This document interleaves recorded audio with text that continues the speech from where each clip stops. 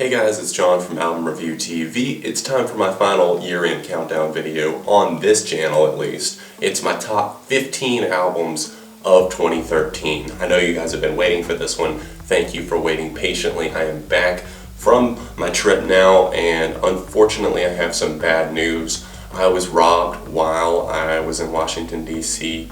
Me and my friend's car, well, it's her car, it was broken into while we were eating breakfast at Denny's, and they stole her purse and my Canon T3i camera that I film all of my videos on. I wasn't going to film this video on it because the file footage, once you film really long videos, it's too much for my computer to handle, but normally I film all of my reviews, track reviews, music news updates, and that sort of thing on that camera. That's what I bought it for, so really praying that the insurance comes through on that one. Anyways guys, I am still doing my giveaway as promised, and you're wondering what the prizes are. Well, there's going to be 3 winners.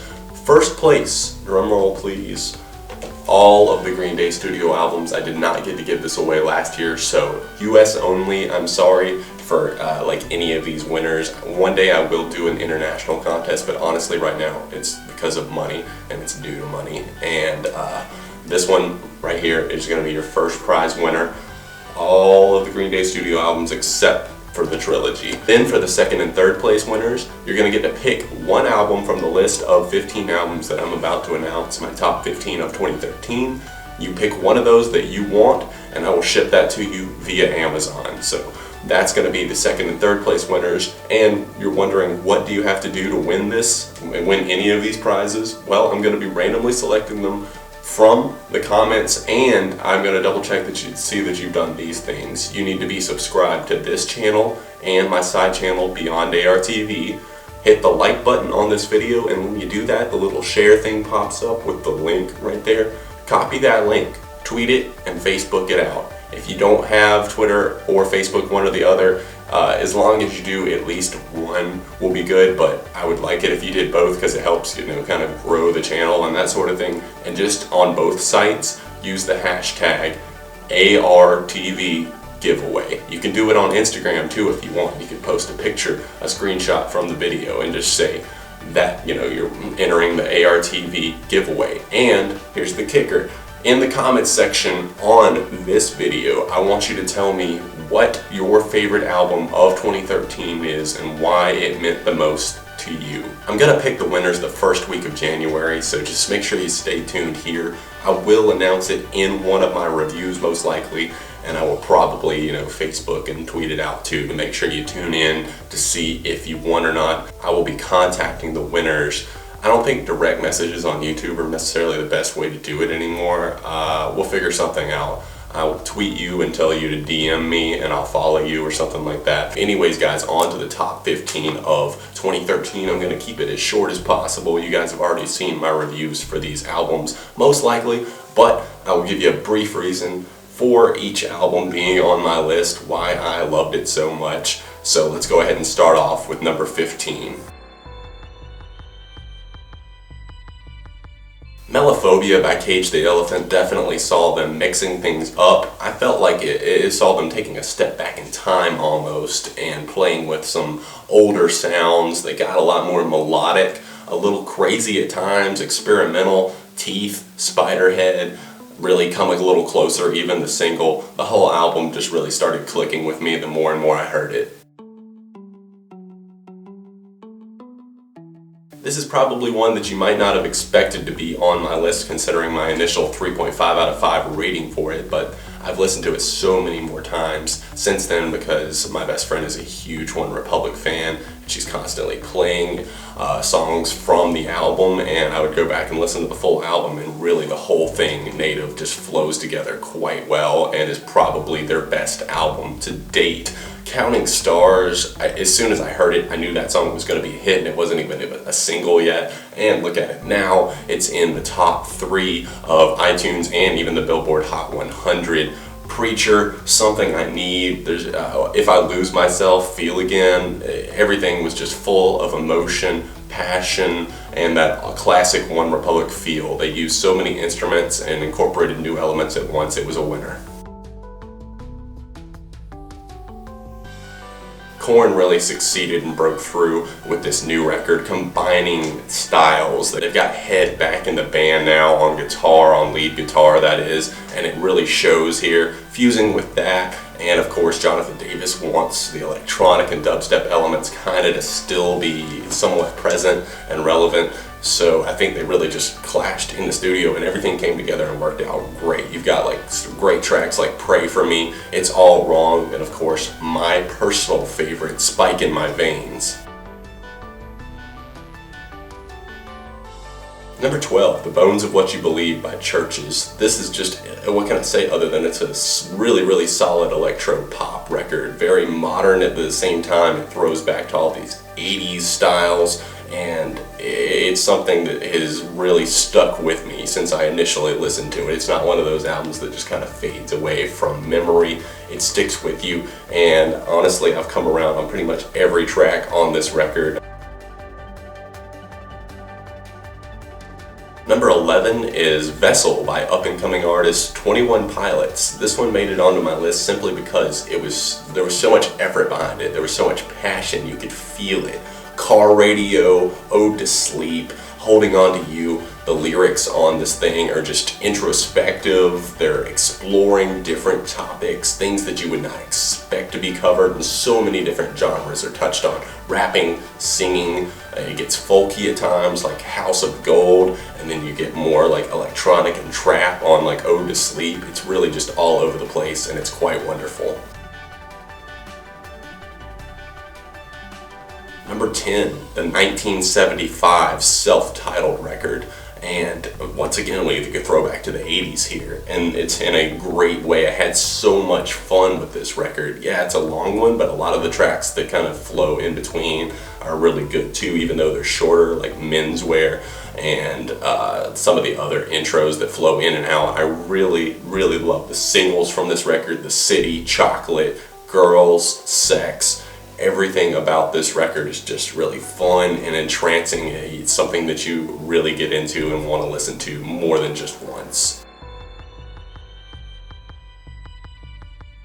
Number 9 is Notes from the Underground by Hollywood Undead. They really surprised me with this record, and I'm surprised it's stuck with me so well. It's my favorite album of theirs since Swan Songs. It's a mixture of just more like darker and harder songs, more so than party songs, but those are still present on this album right here. And honestly, I would recommend listening to the deluxe edition of this record. I don't usually recommend that, but there's some great songs like One More Bottle and Medicine on that one. And then of course on the standard edition, you've got amazing songs like Lion, Pigskin. I know that's one that a lot of people didn't like, but I find that song very fun and entertaining. Overall, Hollywood Undead's rap rock style, mixed with some electronics here and there, and just more of a metal style on some songs, it just really wins.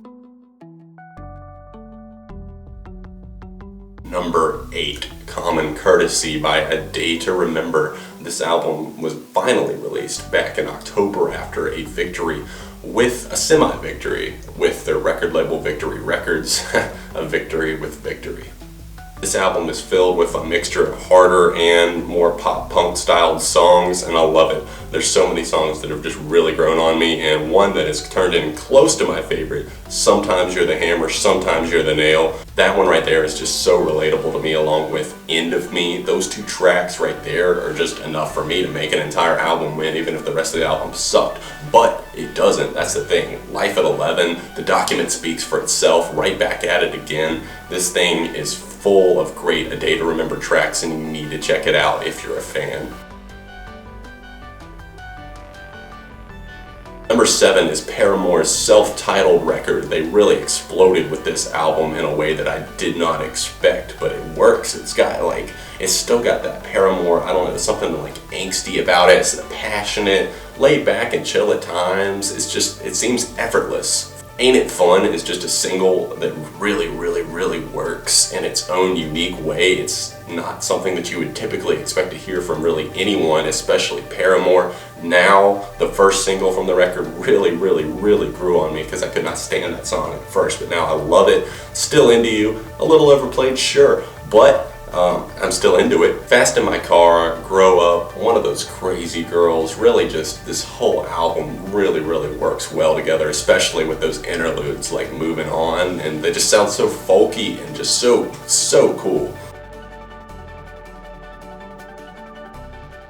Sleigh Bells are back in their true form here on this record, Bitter Rivals, and I love it. They're really just hitting home the noise rock aspect of things while also focusing more on Alexis's vocals, and I really like to see that here with the duo. They're moving things forward, they're making these big songs, Sing Like a Wire, Many, Tiger Kit, and of course the title track, Bitter Rivals, those two being my favorite right there. Overall, this album hits hard, but at times it also slows things down, like on like 24, so I really love this entire thing.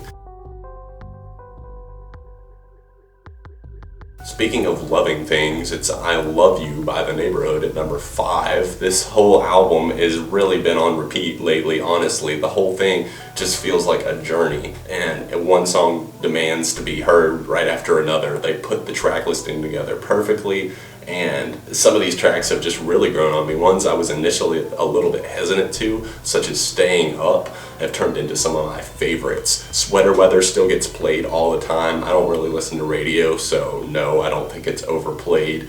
And of course, Alleyways, What Do You Want From Me, Everybody's Watching Me, How, Afraid. You can't go wrong with this record. The Neighborhood, nothing but success to you guys in the future. That's all I see.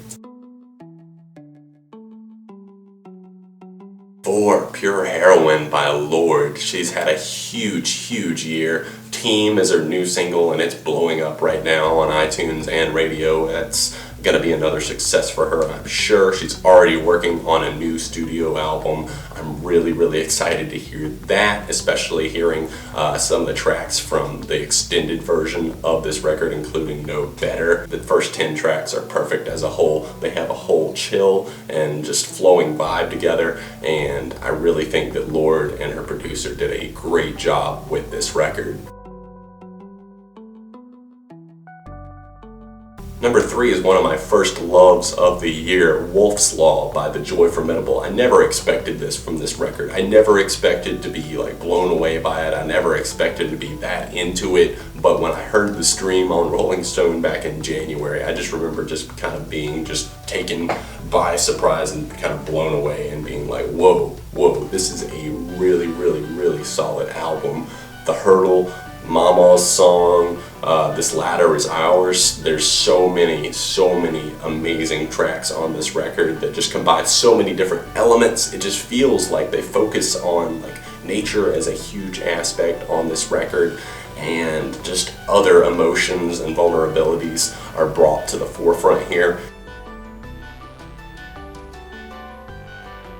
Number 2 is one that is just, it won't let go of me. It's got its teeth in me and it's just still biting down. It's Like Clockwork by Queens of the Stone Age.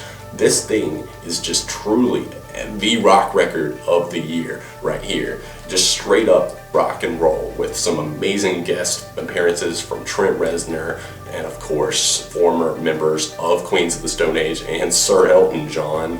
You've got so many winners here on this record. It's incredible. Fairweather Friend, Smooth Sailing, My God Is the Sun. The guitar is just at the forefront throughout this record and it sounds amazing. Josh Homme, I'm so glad that you did not disband this group, because I know that this is kind of the record that saved the band, so I'm really hoping for more albums in the future, especially if you can take a 6-year-long break and come back and turn out this fucking amazing record. Let's hear more. How many of you guys saw this one coming, honestly, for my number 1 album of the year? Evil Friends, Portugal the Man. This record has been on repeat off and on since I heard it back in June, and it's another one of those ones like The Joy Formidable, Wolf's Law. I wasn't expecting anything much from this record. I wasn't a huge fan of the band in the past. Danger Mouse got a hold of these guys, produced this record, and he just took this band sound to a whole new level. Synths, keys, those vocals that are just kind of high-pitched at times and really just hit all of the right spots. Creep in a T-shirt is my overall favorite here on this record. Purple, Yellow, Red, and Blue, Holy Roller, Modern Jesus, Hip Hop Kids. There's just amazing guitars, melodies, breezy atmospheres. It's really got a little bit of everything for you to enjoy, and that's why it's my #1 album of the year.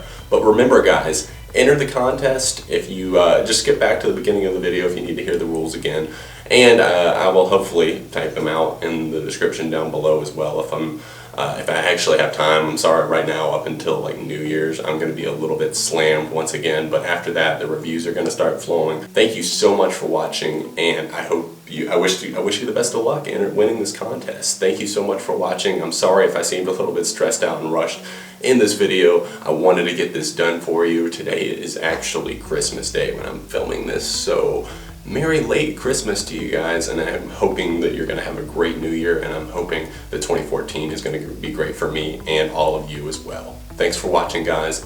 Album Review TV, beyond the reviews.